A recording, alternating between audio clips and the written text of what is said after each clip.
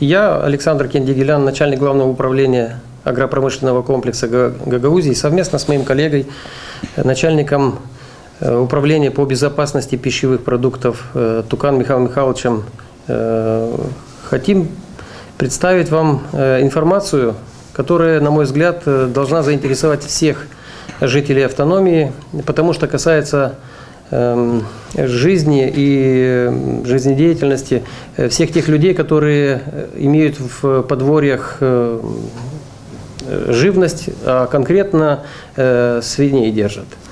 Вы знаете, на территории нашей страны возникла такая ситуация. На севере республики в одном из сел было обнаружено заболевание так называемой африканской чумы свиней. И это достаточно серьезное заболевание, которое может повлечь за собой невосполнимые потери для держателей этого вида животных. Михаил Михайлович вас проинформирует о тех мерах безопасности, которые должны быть вами соблюдены. А я скажу, какие меры предпринимает исполнительный комитет Гагаузии, Главного управления сельского хозяйства, для того, чтобы, во-первых, вас информировать, а во-вторых, предотвратить эти моменты. Прошу, Михаил Михайлович. Африканская чума свиней – это особо опасная, остро заразная вирусная болезнь. Вирус поражает диких и домашних свиней всех возрастов, всех пород в любое время года. Для жизни и здоровья человека вирус африканской чумы свиней опасности не представляет. Однако вирус может нанести очень большой ущерб сельскому хозяйству, так как погибают, летальность при заболевании африканской чумой свиней достигает 100%. Причем при поражении вирусом смертность наступает от 1 до 7 дня. Чаще всего 1-2 день появляются симптомы данного заболевания. Симптомы африканской чумы свиней – это высокая температура, отказ от пищи, рвота, кашель и так далее. Но хочу обратить внимание, что по симптомам африканской чумы свиней установить диагноз не смогут даже специалисты ветеринарной службы, так как точный диагноз может установить только по результатам лабораторных исследований. У нас сложилась очень неблагоприятная ситуация по африканской чуме свиней у наших соседей в Украине.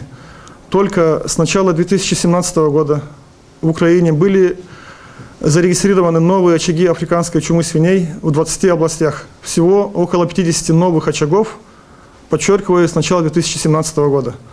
Поэтому еще со времен появления первых очагов африканской чумы свиней у наших соседей, пока еще очаги вируса не были зарегистрированы в Республике Молдова, правительством были приняты ряд очень важных мер по недопущению распространению вируса в нашей стране.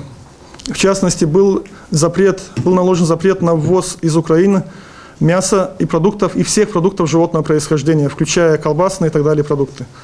Об этом предупредили пункты перехода границы. Пограничники, которые работают на пунктах перехода границы, обязаны изымать все продукты животного происхождения у населения, которые перевозят их через границу, и также утилизировать их совместно с моими коллегами из территориальных подразделений Национального агентства по безопасности пищевых продуктов. Как я подчеркнул, вирус распространяется очень быстро, и лечение африканской чумы свиней до сих пор не разработано, и по действующему законодательству лечение заболевших свиней запрещено. Все заболевшие животные уничтожаются. Вируса африканской чумы свиней на сегодняшний день еще пока не разработан. На территории Республики Молдова впервые очаг африканской чумы свиней был зарегистрирован в сентябре прошлого года на территории Данюшанского района. Буквально недавно, в марте этого года, уже несколько дней тому назад, был зарегистрирован еще один очаг африканской чумы свиней, как сказал Александр Михайлович, на территории Сорокского района.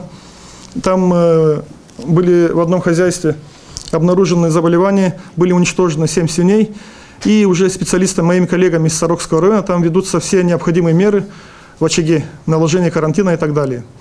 Нам необходимо предпринять ряд очень важных мер для того, чтобы не допустить распространения этой болезни на территории нашей республики, в частности, на территории Гагаузии.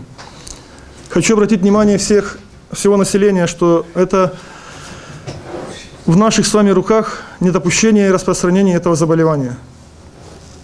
Какие меры необходимо предпринять владельцам животных, всему населению для того, чтобы не допускать распространения болезни? Первое. Владельцам животных необходимо обеспечить безвыгульное содержание свиней, то есть не допускать контакта домашних свиней с дикими животными, а также с бродячими животными. Переносчиками инфекции могут служить свиньи, заражаются при контакте свиней здоровых с больными животными. Также переносчиками могут служить бродячие животные, грызуны, кровососущие насекомые, комары, мухи и так далее. То есть для предотвращения распространения болезни необходимо проводить борьбу с грызунами, борьбу с кровососущими насекомыми. Очень важно не допускать забоя животных для реализации на рынках вне авторизированных убойных пунктов. То есть не допускать подворного забоя животных и реализации их на рынках. Об этом будет уже издан приказ, будет вывешен в лаборатории ветсанэкспертизы на рынке в Камрате о том, что не допускается подворный забой животных. Особо обращаю внимание, что перед пасхальным праздником многие жители нашего города, других населенных пунктов готовят животных для реализации. Прошу обратите на это внимание, чтобы не было для вас это неприятным сюрпризом. Все животные будут забиваться только на специализированных убойных пунктах. На убойных пунктах работают постоянно ветеринарные врачи, которые будут осуществлять предубойный осмотр животных. В случаях малейшего подозрения будут изыматься пробы и направляться для исследования в лаборатории в Республиканский ветеринарно-диагностический центр.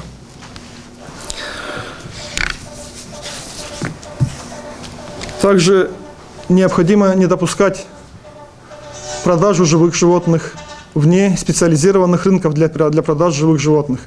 На этих рынках также постоянно работают ветеринарные врачи, которые проверяют наличие необходимых ветеринарно-сопроводительных документов для этих животных и также постоянно контролируют клинический статус данных животных.